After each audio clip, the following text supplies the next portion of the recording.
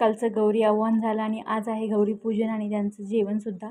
तर सकाळी सकाळी लवकर आवरून घेतलं आणि इथे गौराईची पहिली मी पूजा करून घेतली आणि आईने छान अशी लाल फुलं तोडली होती.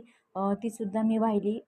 अगदी खूप छान सगळं असं दिसत होतं आणि जेवण असल्यामुळे आमच्याकडे असे इथे आज दिवेसुद्धा करतात आणि सर्व भाज्या असतात. 16 भाज्या, त्याच्यानंतर भेंडीची भाजी आणि आमच्याकडे 6 प्रकारच्या चटण्या करतात आई. त्यानंतर मी फराळाचं करून घेतलं. पिल्लूसुद्धा इथे उठलेला होता आणि त्यानंतर मग तयारी केली.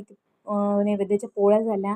सर्व ताट वगैरे आवरून घेतलं आणि त्यानंतर आम्ही इथे छानशी आरती केली आणि देवाला सर्व जेवण तिथे होतं. त्यानंतर आमच्याकडे पद्धत आहे की थोडा वेळ त्यांना एकांत देऊन आम्ही थोडा वेळ बाहेर बसतो आणि मागच्या वर्षीसुद्धा पिल्लू माझ्या पोटात होता आणि यावर्षी तो समोर आहे. आणि त्यानंतर सवासींचं जेवणसुद्धा केलं. त्यांचं जेवण झाल्याच्यानंतर सर्वांना जेवणाची सुरुवात केली. तर अशा होता माझ्या सासरकडच्या यावर्षीच्या महालक्ष्म्या.